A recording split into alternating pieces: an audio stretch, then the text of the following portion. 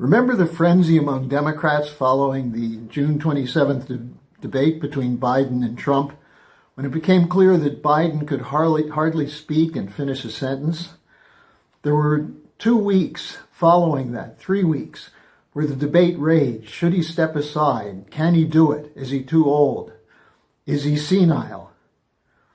Well, I'm Harley Schlanger from the LaRouche Organization. Today is January 14th, 2025, and I think we can lay that debate to rest. The question today is Biden, senile, delusional, or both? At a press conference on Monday, Biden was vintage Biden, making clear that he still has no clue as to what's gone on in his 4 years as president. Here's what he said.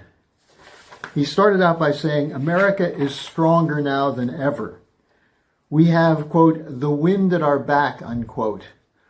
One wonders whether he was talking about the Santa Ana wind, which is burning through Los Angeles and destroying the city. The Santa Ana winds are the ones that are fanning the flames. So he says, we have the wind at our back. Right now, in my view, thanks to our administration, the United States is winning the worldwide competition. What worldwide competition? At being the most immoral nation, the most brutal nation, the most wars, the most spending on defense. He went on to say, compared to 4 years ago, America is stronger, our alliances are stronger, our adversaries and competitors are weaker, and we have not gone to war to make these things happen. Well, there's another lie for you. And then he continued, when Putin invaded Ukraine, he thought he'd conquer Kiev in a matter of days. Well, that's not true. He thought that maybe by sending troops into Ukraine, the United States would take seriously his insistence on negotiating mutual security guarantees. And instead, Biden ignored that and decided to fight. And now, 2.5 years later, the war continues. Biden went on and said, the truth is, since that war began, I'm the only one that stood in the middle of Kiev, not him. Putin never has. Well, it's probably the case that Putin never intended to capture Kiev. And in fact, the initial launch of the special military operation brought Ukraine to the bargaining table, and they reached an agreement, which is what Putin wanted. But it was sabotaged by the United States. Now, Biden is not the only one giving farewell press conferences. Antony Blinken, the Secretary of State, did an interview with the New York Times. And in that interview, he denied that the killings in Gaza represent, quote, genocide, unquote. He said, look at the facts. My conclusions that there was no genocide are clear. Now, are they? When it comes to facts, Blinken seems to have a blank spot in his mind. He still denies the conclusions of 2 reports done by people of his own State Department who reached the determination that Israel was blocking aid to the Palestinians, and this was leading to accelerated collapse of the healthcare system and deaths. Now, those are the facts, Secretary Blinken. So why don't you see that?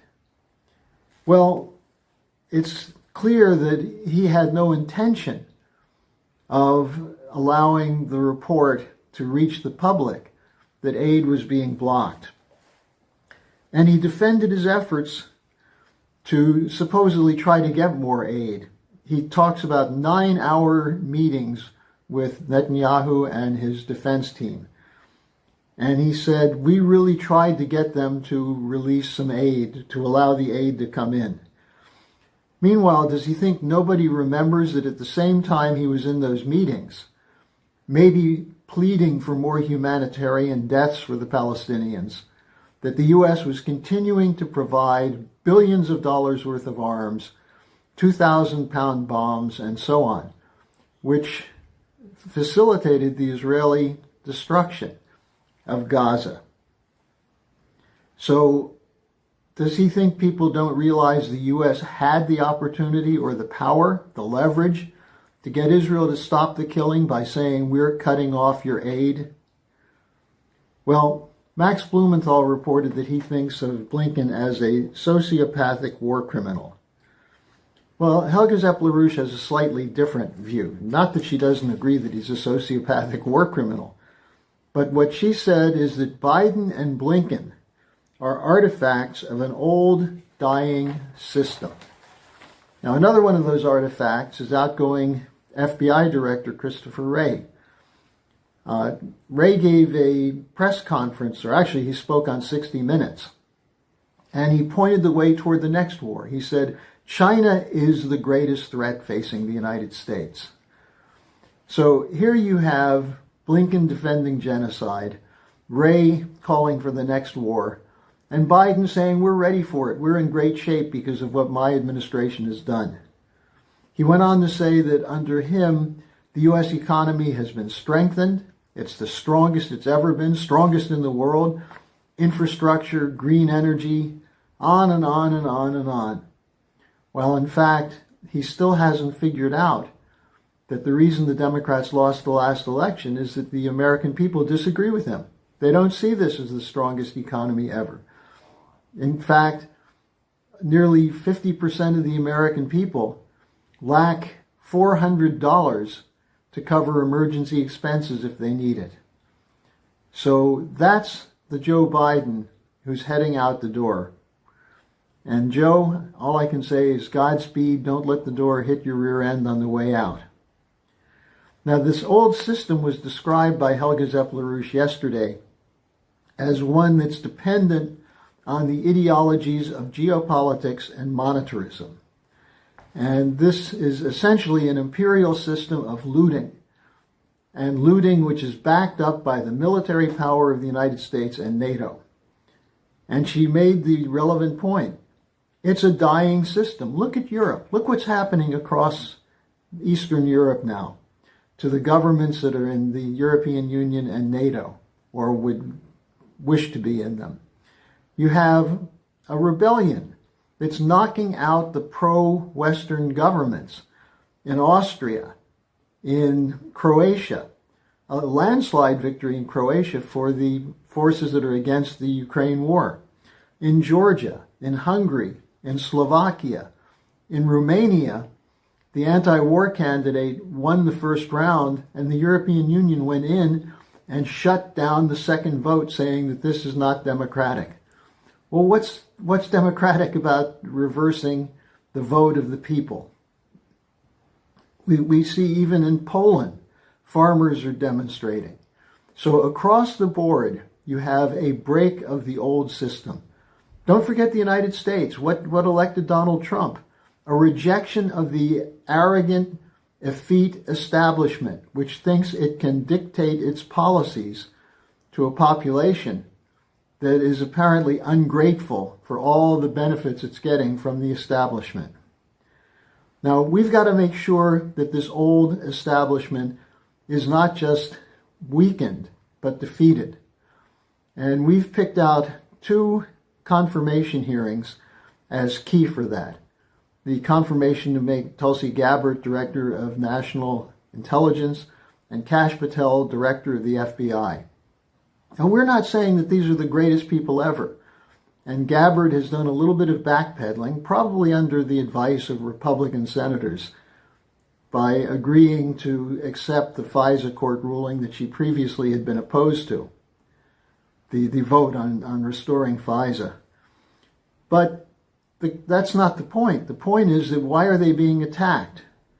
They're being attacked because they're not part of the old boys network that ran Russiagate, that ran the attacks on the Hunter Biden laptop, that did everything they could to defeat Donald Trump and put him in prison for the rest of his life. And this is the old establishment that came after Lyndon LaRouche for years. So the LaRouche organization has just released a dossier on what we call the Liars Bureau. And it asks the question, who wants to block the confirmations of Tulsi Gabbard and Kash Patel, and what are they trying to hide? I'm going to be giving a link to that in today's description section. This is something that people need to read and act on. It's relatively short. It takes up a handful of questions that are at the center of this debate of why they're trying to defeat these two appointments of Donald Trump. But the important thing is call your senator, whether they're Democrat or Republican. Call them and tell them these two nominations must be confirmed.